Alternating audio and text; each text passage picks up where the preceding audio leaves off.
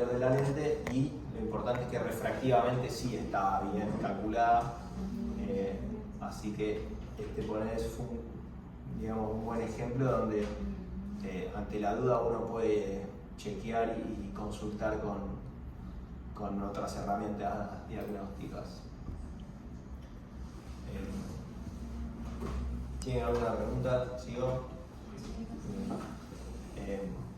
Con respecto a las cataratas blancas, esto lo podemos pasar así medio ágil.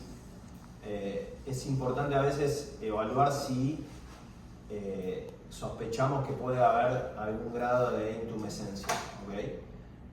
¿Y por qué? Porque las cataratas blancas con intumescencia son más complejas y tienen más riesgo de fuga o signo de la bandera argentina. Y en el hospital hicimos una experiencia de como 20 pacientes, donde los pacientes que tenían un diámetro, digamos, antero-posterior del cristalino mayor a 5 milímetros y una cámara anterior de profundidad menor a 2, y ciertas características, ¿no? Como se ve acá, muy heterogéneo cristalino, balonizado, como de aspecto así muy esférico, no tan elipsoide, lo interpretábamos como intumescente y se les hacía una capsulotomía anterior en el preciso, digamos, momento que se estaba por operar, ¿no? Se hacía el láser y en la Gleice tenemos el láser al lado del quirófano, se le hacía el láser y pasaba al quirófano.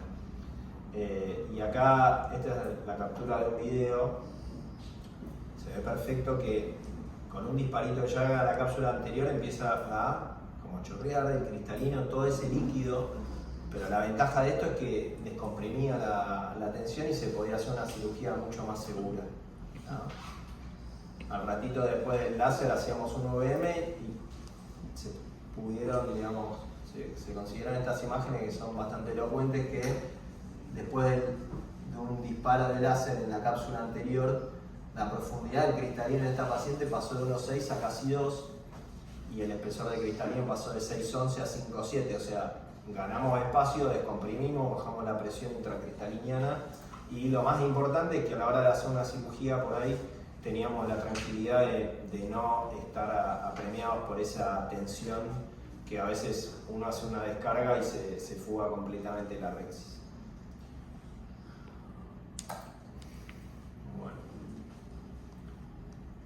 ¿Alguien sabe lo que es una disfotopsia negativa?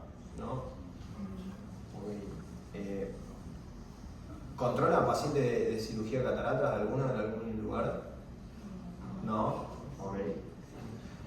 En general los pacientes que se operan muchas veces pueden manifestar que ven una especie de menisco o sombra de luz, de sombra oscura, como si fuera una anteojera de caballo o una especie de coma, pestaña, millones de maneras. Y se cree que tiene que ver con la posición de la lente, de la distancia que hay entre el plano del epitelio pigmentario y el plano de la cara anterior del lente.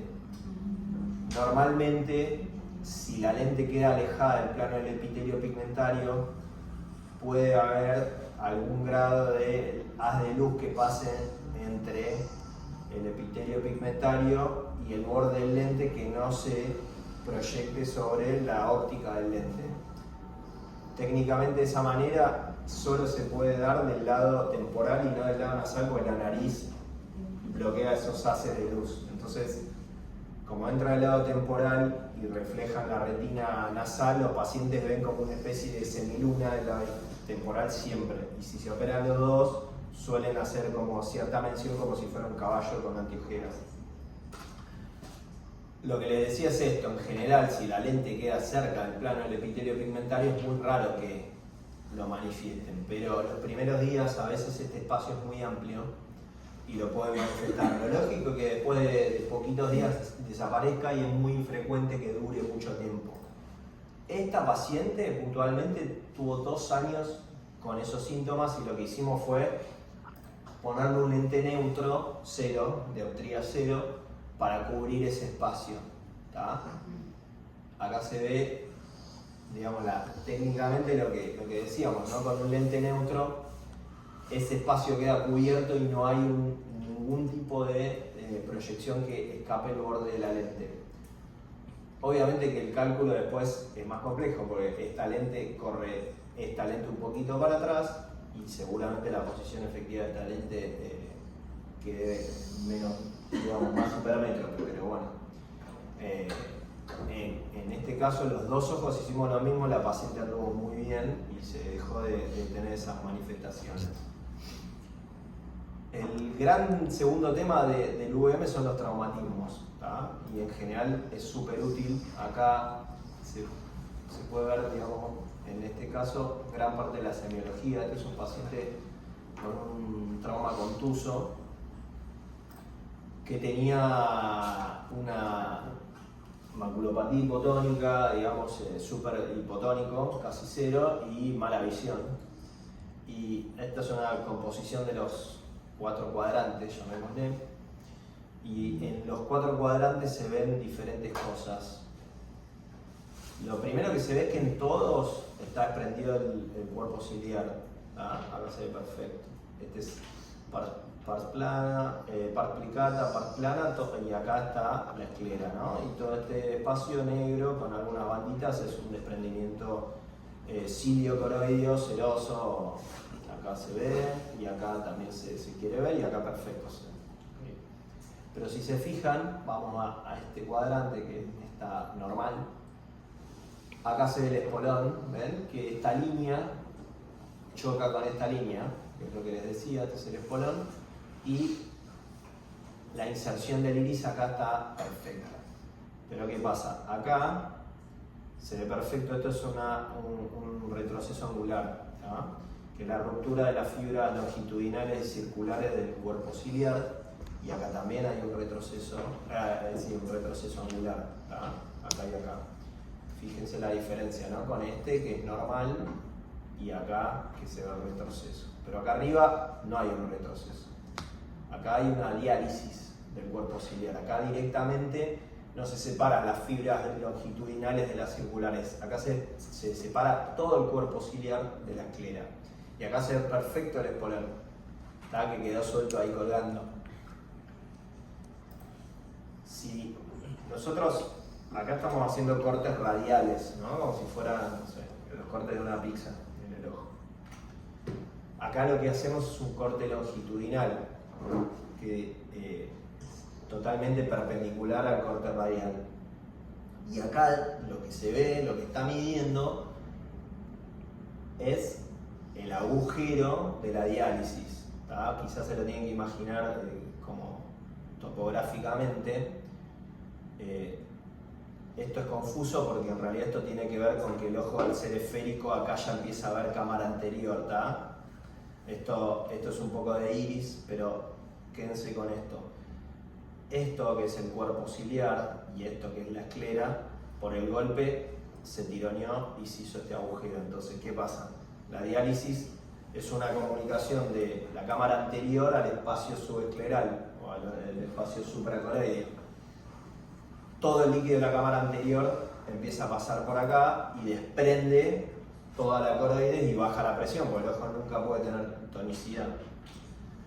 A este paciente se le indicó, gracias al VM, que se sabía dónde estaba el agujero y la diálisis, una técnica de cicloplexia directa, y se cerró, es una sutura donde se hace como una especie de tapa escleral y se pasan puntos de prolena y se pesca coroides y se hacen nudos simples a lo largo de todo el espacio que nosotros indicamos. Eso no se ve, pero digamos, uno dice de tal hora a tal hora y se pasan puntos y de esa manera se fija la esclera con la coroides. Acá están los puntos y en este caso, primero, lo más importante, se resolvió el desprendimiento cilio-coroideo y acá está totalmente, este era el cuadrante de la diálisis. Acá hay un punto, se ve perfecto, cómo se cerró todo. Normalmente lo que sucede en estos pacientes es que en el postoperatorio inmediato la presión se va a las nubes, porque empieza a tener como una especie de sobrecarga de humor acuoso porque producía además, y se tiene que normalizar. Cuando la cirugía anda bien, lo normal es que al día siguiente el paciente esté con 40 de presión o más. Esto es un paciente con un estallido, fíjense el tamaño del cristalino, totalmente avulsionado el iris, rota la cápsula. Este es en el post, después de una cirugía, una extra. Y ponele, este es un caso de un trauma penetrante, como con la sinequia esta que se ve perfecto acá, podemos tener información de la zónula, la indemnidad de la cápsula o no, acá se ve perfecto. Y por el contrario, este es un paciente también con una herida penetrante, una catarata blanca, que había hecho una ruptura de la cápsula anterior, y todo esto obviamente impide la visualización, pero con la UVM lo que podemos confirmar es que además rompió la cápsula posterior, y eso a la hora de definir la técnica para resolverlo nos ayuda un montón. Paciente también con el traumatismo histórico viejo, sin dilatar, una pupila totalmente asimétrica, puntiforme, con una iridotomía rara, con una catarata reducta. Acá se ve el anillo de Sommerling gigante. Nos da información sobre todo, por ejemplo, en este caso, que era un paciente del hospital, de la información, cómo estaba la zónula y si podíamos llegar a tener sostén para poner una lente. Y efectivamente lo hicimos, digamos, liberamos el eje visual y pusimos una lente arriba de la cápsula, liberando la sinequia también. O para ver cuerpos extraños intraoculares, en este caso en el ángulo. Esto obviamente que con una gonioscopía se ve, pero bueno, si no tenemos una lente de 3 espejos, con el UVM se ve perfecto, pero como está en el limbo, por ahí esta parte de acá no es visible. O si es un cuerpo extraño muy chiquitito, en este caso al ser metálico genera todo este efecto, digamos, ecográfico. Bueno, para ir terminando, algunas cositas de lentes fáquicos. Esto es un lente de fijación iridiana o iris claw, que en general se llama Artisan, no quedan otras marcas hoy en día que se utilicen, y este es un ICL o un IPCL, que son lentes de cámara posterior. Cuando tenemos que evaluar una cirugía, digamos un preoperatorio, llamémosle, para lentes fáquicos, es indispensable tener una imagen del segmento anterior con UVM por 2 motivos.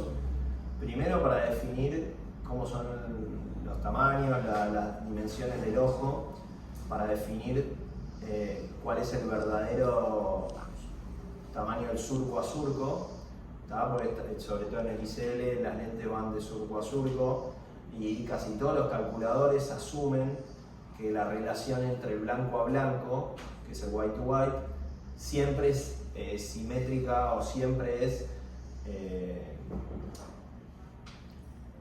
lineal, una relación lineal con respecto al surco, y hay ojos donde esta pequeña diferencia, que en general es más o menos 0,5, pero en general el blanco a blanco es un poquito menos que el surco a surco, puede ser inversa. Y la otra condición fundamental es para descartar quistes ciliares. Si hay un quiste ciliar, es poco probable que podamos colocarlo en su lugar, o que si es un lente tórico tampoco vamos a poder rotarlo y dejarlo en el lugar exacto que queremos. A la hora de evaluar el paciente ya operado, en general lo que nos importa es ver la ubicación y sobre todo la distancia del endotelio, la distancia con la córnea, tanto en la zona central como en la periférica, ¿no? Donde más cerca está, donde más cuidado tenemos que tener, sobre todo si el paciente tiene tendencia a rascarse, porque aunque no lo crean, cuando uno se rasca, el borde, digamos, del lente puede tocar el endotelio. Y acá se ve perfecto el otro lente, que es un ICL, que es un lente de cámara posterior. en donde nosotros también evaluamos la distancia al endotelio, pero sobre todo la distancia del lente al cristalino, lo que normalmente se llama vaulting, que es la distancia entre la cara posterior del lente y la cara anterior del cristalino. Hay casos donde las cosas por ahí no salen bien y tenemos que entender qué pasó. Este es un lente que está desplazado, si ustedes se fijan, yo no estoy de costado, pero esta es la línea, el eje, y si se fijan entre esto y esto, el lente está tirado hacia nuestra izquierda. Acá hay un lente dado vuelta, es difícil a veces intraoperatoriamente estar atento a todas las marquitas que tiene el lente, son montones de agujeritos y uno tiene que estar mirando demasiado y puede pasar que uno pierda de vista que se giró al entrar y en el momento como es tan blandito y tan maleable uno lo mete y se acomoda y con el tiempo va recuperando esa forma. Entonces de entrada el lente se acomoda bien y cuando va recuperando la memoria empieza a generar esto, ¿no? Un cierre angular, bueno, hay que cambiar, sacarlo, darlo vuelta. Estas lentes que se llaman IPCL también tienen la posibilidad de ponerse en pacientes pseudofáquicos para generar una multifocalidad, poner en un paciente que se operó con un monofocal. Acá se ve bien cómo se adapta un lente de pseudofaquia con uno con un IPCL multifocal. Y para terminar, este es un caso de retina que también nos trae a cuenta que por ahí con la UM podemos ver cosas que no se ven ni siquiera, digamos, en la retina. Un paciente con un DR sin desgarro, pero no, digamos, no se visualizaba en el Daytona, pero tampoco en la OBI y tampoco con indentación. Y el jefe de retina de la Gleice de cirugía me dijo puntualmente, me dice, mira, yo creo que puede tener un desgarro de cuerpo ciliar y efectivamente, digamos, lo tenía, pues si se fijan,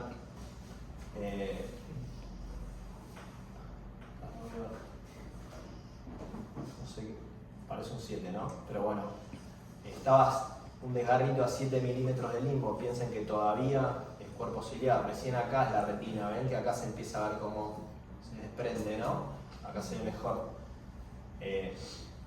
Acá para que se ubiquen, acá empieza la córnea, acá es el limbo, esta es la pared ocular, ¿no? Conjuntiva, esclera, y acá hay un quiste ciliar roto, y recién acá empieza a desprenderse la retina. Esta sería la hora serrata.